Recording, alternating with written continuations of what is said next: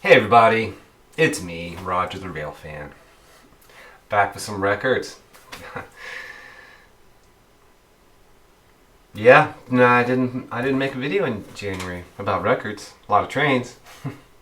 Hey, I know most of you can't deal, but thank you to those of you who leave the nice comments, particularly local bandography, Alan Static Traveler, John Kiefer.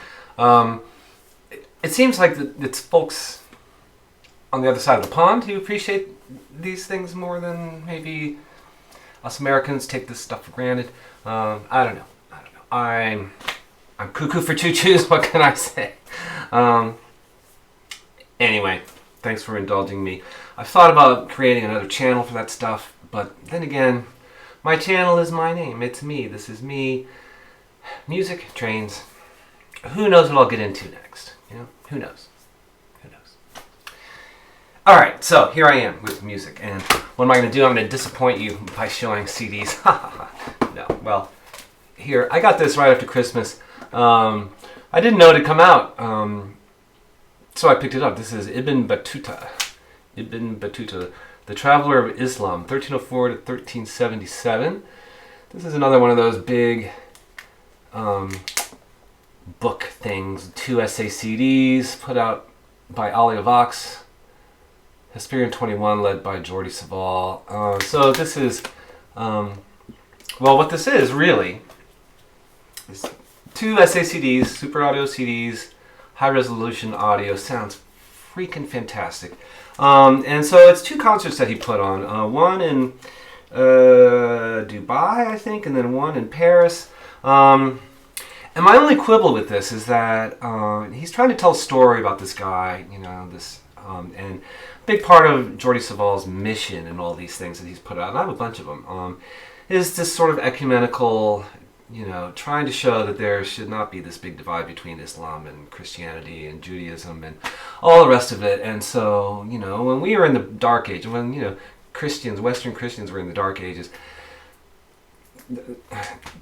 the Arabs were inventing algebra, okay? So, but anyway, my only quibble with these is that he's trying to tell a story, and so there's narration, and there's this beautiful music behind the narration, but I kind of feel like the music could tell the story without the narration, but I understand why he does it. Anyway, fantastic music, a mixture of Middle Eastern and early Western music. Fantastic, really, fantastic.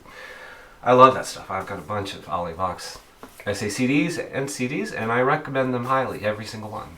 Fantastic. It's a little dark in here, isn't it? A little dark. That's better. Okay, here's another thing I found used for dirt cheap because no one cares about CDs. No one cares about CDs, so you can find this stuff so cheap. So, big box set of music from the Once Festival, 1961 to 1966. Look at those names: Robert Ashley, Gordon Muma, Roger Reynolds, David Berman, Pauline Oliveros. Yeah, this is my kind of thing. It's on New World Records. Came out in 2003. You know, it probably cost $60 when it first came out. I got it for like $8, something like that. Fantastic.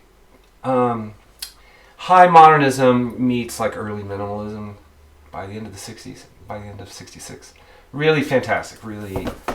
It had been sitting in this place for a long time, and I thought, you know what, no one but a weirdo like me is going to buy this thing, so bought it. Also found this for stupid cheap. Lionel Lowecky, Gaia, Blue Note from 2015. I don't know if there was a vinyl of this or not. I don't know. But it was only like a couple bucks, so I thought I'd take a chance. It sounds great. Produced by Don Was, which is interesting. You know, he's the president of Blue Note, as odd as that may seem. But he produced this, and it's... so I saw Lionel Lowecky playing Herbie Hancock's band way back when I saw Herbie at the Ryman. It's a killer show. So I thought, oh, he was a really interesting guitarist, so I'll check it out. And it is really interesting. Like, it's just guitar, bass, and drums, but it's not like cheesy jazz, guitar jazz. It's got kind of an edge and it sounds like a record, you know? I'll give Don Was that. He makes it sound like a record rather than just, oh, another jazz session. I'll just stick up a microphone.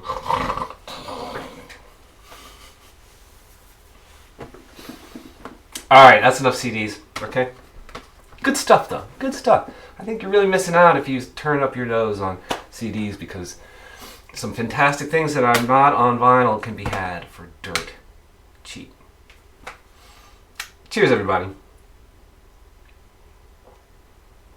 Delicious Anchor Steam beer. All right, you're here for the vinyl. I got some vinyl. Okay. Gonna start with some 7 inches. Okay. Now let's start these. Of course, it's that time again. More Guided by Voices. 2 more singles. We have Volcano and a man called Under. This is really quite good. If this is any indication of what the new album's going to sound like, we're really getting someplace here. Really fantastic mid-tempo pop tune. Great stuff. He's turned the B-sides over to his bandmates, which is nice, but with mixed results. I'm kind of glad that he's not putting out 6 albums and 17 singles a year. I really am, frankly, glad about that, because I feel like the quality's gone up, and it's not quite the hit on my wallet that being a Robert Pollard fan had become. So a couple of nice singles from Mr. Pollard. Now, this I essentially got for free. I got this email from PayPal. And they were like, hey, Southern Lord would like to give you $5 gift coupon to their store. I'm like, well, okay, Southern Lord's cool as shit. I'll get something. I'll find something in their store. And I was going to get a Nails t-shirt, because Andreas has this cool Nails t-shirt that is really wicked. And hey, man, if you're watching. And then I saw this. I didn't even know it existed. 7-inch Obscene Humanity. Obscene Humanity. Yeah, man, Nails. These guys, I tell you. So this is, I guess, their debut EP. I forget what label it originally came out on, like 2009, something like that. This is a Southern Lord reissue from 2012. Still available. 3 tracks. Obscene Humanity, Confront Them, and Lies. Nails, man, I tell you, when I first heard Nails, and I checked them out on the recommendation of Andreas, Sonic Mainliner, because you do that. Holy crap, I thought that was the most extreme music I'd ever heard in my life, and I almost couldn't deal with it. But I kept going back to it, and, well, I won't get into it here, but things have gotten kind of hairy over here. Everything's fine, but I'm just about my breaking point. And so this music now makes total sense to me. It sounds groovy. It sounds nice. Nails. Yes. Killer. Yes. Okay. And so a couple more 7 inches. I hadn't gone to Kent, Hand-Dog Hoover's little tent sale lately. The weather's been so crappy, but I was out shooting a train going by, and I thought, oh, there he is. He's just down the block. I'll go say hi and look at records. I chatted with him for a while. I told him what I was doing down there, and he's like, oh yeah, he's into trains, and where he lives, he can look down and see the trains go by. And he's like, oh, you might like this. Southern Heritage. Now, Southern Railway is a real thing. Southern Railroad. And this is not look at that. It's a wreck. This is not like The Sound of Steam or anything like that. This is actually some songs like Charlie Ray, Jim Wilson, Dick Perkins. I don't know. So they do the wreck of the 97, and I haven't actually listened to this. I may never listen to it. It's just kind of a piece of Railroadiana, a little promo thing for the Southern Railroad from the 60s sometime. I'm guessing. And then he had this, and I thought, what the hell? Billy Joe Shaver split with Diarrhea Planet. Exit ends 45 year 45. So this is a promo for Exit End. It came out in 2016. Exit End's a famous nightclub here in Nashville. I didn't know this came out, so this is so Billy Joe Shaver does The Wacko from Waco. Pretty cool. And then Diarrhea Planet does Life Pass. Yeah, I thought, well, for a couple bucks, why not? But the real find, I couldn't believe he had this, and he said he'd had it for a while and no one was interested. Again, only weirdos like me, at least here in Tennessee, are into this, you know. Look at this. Look at this. Look at this. Ornette Coleman Trio at the Golden Circle Stockholm Volume 1 original. Van Gelder in the blue note. Van Gelder in the dead wax. Stereo blue note pressing. Got a little bit of writing on the back, but it's cleaned up mint. Minty. Mint. You know, mint. This is some of my favorite music ever. And the CDs have like a whole bunch of extra stuff, and they sound fine. But, I mean, come on. Original Blue Note records? And it was like $15. I didn't say anything. I was like, yes, please. He's like, oh yeah, no one seemed to want that. And I'm like, well, if you ever see Volume 2, you'd let me know, okay? The find of the month, you know. You can turn me off now, and there's really nothing else for me to watch. He also had this Rotary Connections first album, I think from 1967 or 68, something like that, on Cadet. I haven't listened to this yet, but come on, Minnie Riperton. The psychedelic soul sounds of Rotary Connections. It's going to be great. It's going to be great. Okay, so that's Hound Dog Hoover. Just picked those up the other day. Cheers.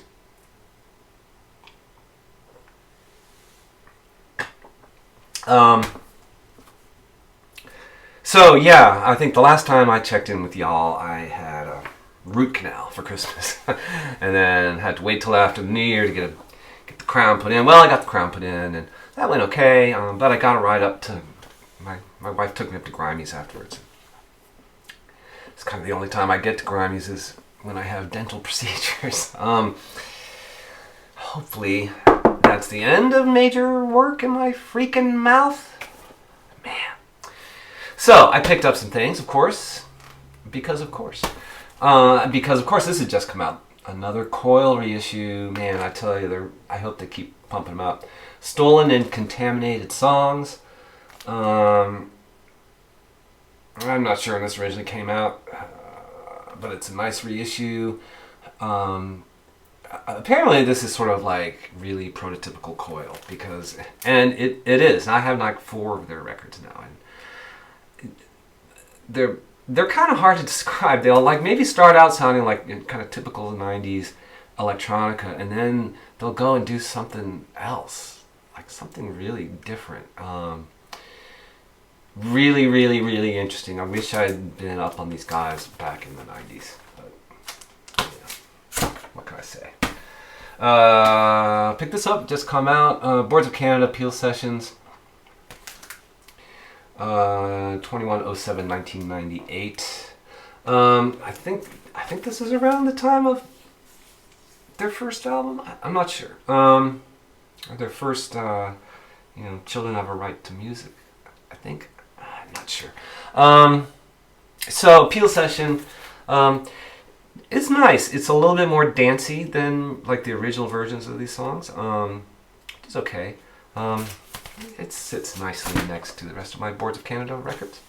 And it caused me to pull some of them out. I hadn't listened to them in a while. They're another really interesting band. A little more typically electronic, but they do some strange things with like modulation and having things be like just a little warbly and out of tune sounding.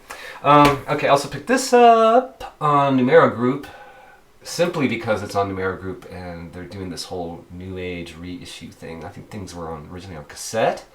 So what is this? This is Don Slepian's Sea of Bliss, new music for digital orchestra.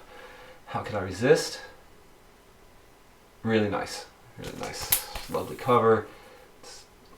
What does the hype sticker say? First ever vinyl edition of the landmark 1980 cassette by synth wizard Don Slepian. Yeah, really good. Really good. Interesting. Finally, of the new records that had just come out that week, Merzbow, Pulse Demon. This is, originally came out in 1995. First time on vinyl. Really nice. It's on Relapse. Holy crap, is this intense. As you would expect from Merzbow. But I mean, really. it was really inspiring. Actually, it kind of kicked me in the ass and got me messing around with my little music setup down here a little bit. But I'm feeling a little alienated from music, as you can tell. But it felt good to make some noise, you know. And this is noise. This is really, really high quality noise. And I think Relapse did a fantastic job reissuing it. I haven't heard the original CD, but you know, someone on Facebook was complaining about the mastering. I'm like, how can you tell it's freaking Merzbow? It's noise. It's like a full frequency, no dynamic range noise. Come on, come on. All right, I dig it. If you don't dig it, I totally get it. I totally get it. Now, I was gonna pick this up new. It's a record store day thing from Black Friday, I guess.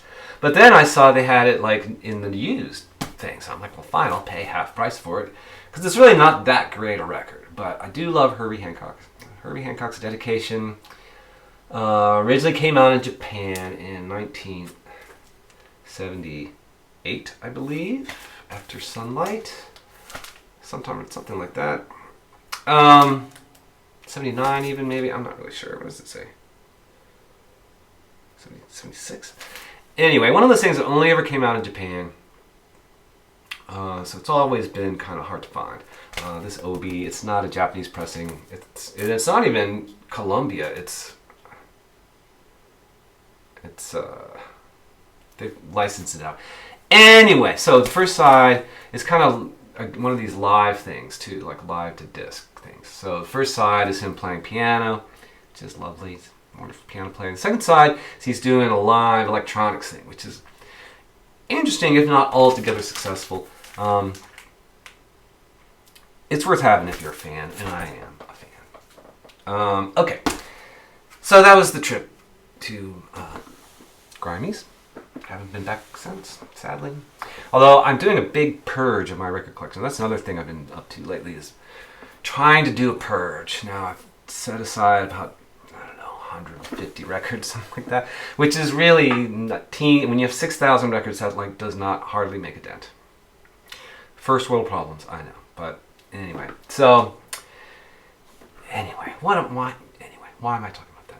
I plan to go to Grimey's and sell that stuff, and also maybe this place, Great Escape. They were having a New Year's Day sale, so again it was like 20% off, and that's not nothing, you know. Our sales tax here in Nashville is like an absurd 9.25%, like almost 10% sales tax. And for what? What? Nothing. Well, we do have a nice public library. My wife, Liz, is a public librarian. So thank you, Nashville, for a decent library system. Transit? No. And we can't even time our streetlights. We love traffic here. Love sitting in traffic. All right. Anyway, so I got out on New Year's Day and I went and I checked it out. And this is one of those things that had been sitting there for a long time. And I thought, well, for 20% off, I'm just going to pick it up. Moby Grape live. Historic live Moby Grape performances, 1966 to 1969. So this includes some things with the legendary Skip Spence. Including side 4, which is a 17-minute and 27-second version of Dark Magic. That is really freaking great. Now, this is really good. Like, I had no idea there was such a good live band. This is on Sundays. I think maybe this came out on CD a long time ago, and then they put it out on LP in 2010, and it's still floating around. And if you're into Moby Grape, they didn't make that many records, so this belongs on the shelf with the rest of them, I think. This was still sealed, but in the used section, so super cheap. And I was super excited because I can get rid of my Foreman with Beards atrocity. Black Moses by Isaac Hayes. This is the Kraft music, supposedly all analog.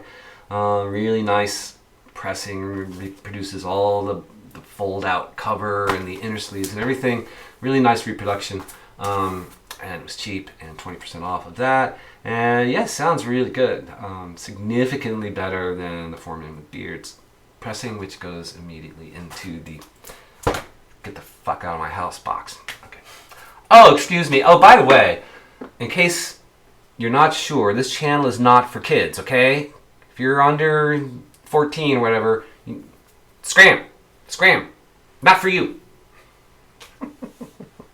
This was also still sealed. More of these great original jazz classics. Bill Evans Trio, Sunday at the Village Vanguard, featuring Scott LaFaro. This is just such classic stuff. I mean, geez. There's a 3 CD box set that has the whole Village Vanguard thing in session order, and it sounds great. But I tell you what, these OJC pressings from the 80s, all analog, sound really nice. Really nice. Really nice. Really nice. This was still sealed. Soundtrack to Mickey 1, performed by Stan Getz, music composed by Eddie Sauter. Now, some time ago I showed Focus, which is another Eddie Sauter record featuring Stan Getz. And this is actually even better than that record, I think, because even though it's a little bit, it's soundtrack music, it's a little bit like not super cohesive. The music is fantastic, really good, really good. This is on, what label is this on? MGM, yeah. Fantastic. Fantastic. Another Stan Getz record. Lorindo Almeida. With guest artist Lorindo Almeida, and I guess that's what it's called, Stan Getz with Lorindo Almeida. This is another one of his bossa nova records on Verve. Super smooth. It's a little bit chewed up, unfortunately, but I will try to find a better copy at some other point. I pick up Les McCann records because I like him a lot, especially the Atlantic records, because you never know. This is kind of not great, but my wife likes it a lot, so we're going to keep it. This is, what is it called? It's called Hustle to Survive, white label promo. On Atlantic from 1975, and you should think, oh, it's going to be, it's not bad, it's just, it's a little on the pop side. He's got to pay for that race car somehow. Bobby Womack. A Bobby Womack record I don't have.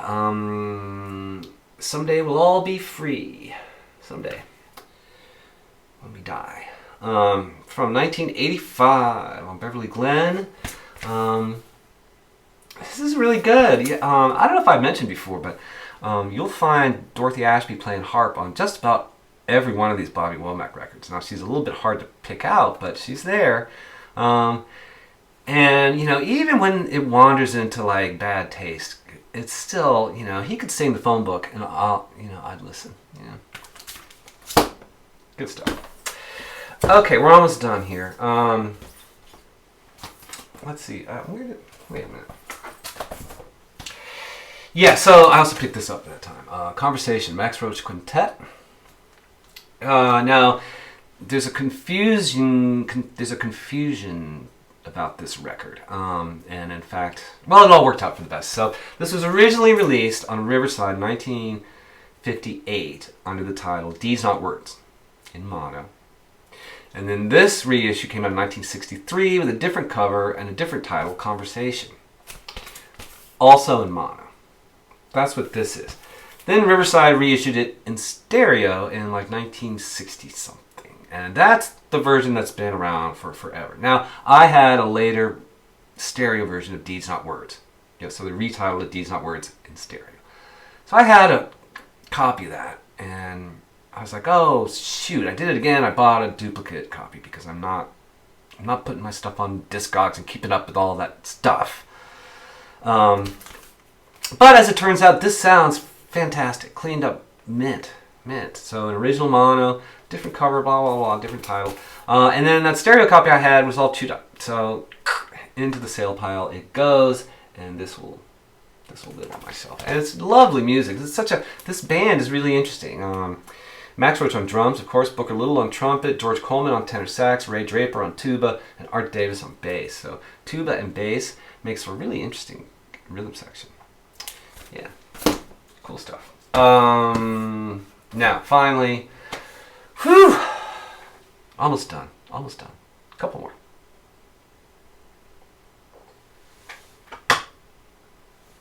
Another place I hadn't been to in a while Usually where I get CDs is where I got these things. And sometimes I find vinyl there. I mean, looking through the vinyl is a real chore there, but sometimes it's worth it. And looky what I found. The Three Sounds. Now on Blue Note. Well, this is actually on Analog Productions, 245 RPM, limited numbered reissue on Analog Productions from 2010. Now the Three Sounds, way long time ago, Bill from Bill's Box of Sounds, Bill Camarada. Hey Bill, if you're watching, I don't know. He gave me a copy of this, well, the jacket, right? As VCLT. Inside was the wrong record, but he's like, or maybe the other way around. Maybe it was some record and then it had a Three Sounds record in it. I need to pull that out and look at it. It was sort of weird because it was neither one or the other. But I do appreciate it, Bill, and I hope you're doing well. So this is a nice find. Now this piano trio stuff from the 50s is a little bit straight ahead for me, generally, but come on, the sound is so smooth, and Analog Productions did a really nice job. Yeah, baby. Now finally we're going to end with some metal, black metal from Belgium. This is Hessian Menegarmer. I don't know. They sing in English. They screech in English. This is Belgian black metal on Southern Lord. Again, Southern Lord, how can I resist? This came out in 2013. And it is just as repulsive and harsh as that cover. I mean, it is really dark. Really. I love it. I do. Alright, that's it. That's all I got. Not that many records for over a month. Well, anyway, I'm going to get out of your hair now. Thanks for hanging out with me. I really appreciate it. I appreciate your comments, the likes, the dislikes, subscribe, unsubscribe, all that stuff. I'll be back sooner than, I'm not going to let more than a month go by. But other than that, I'll see you out on the high iron. Bye.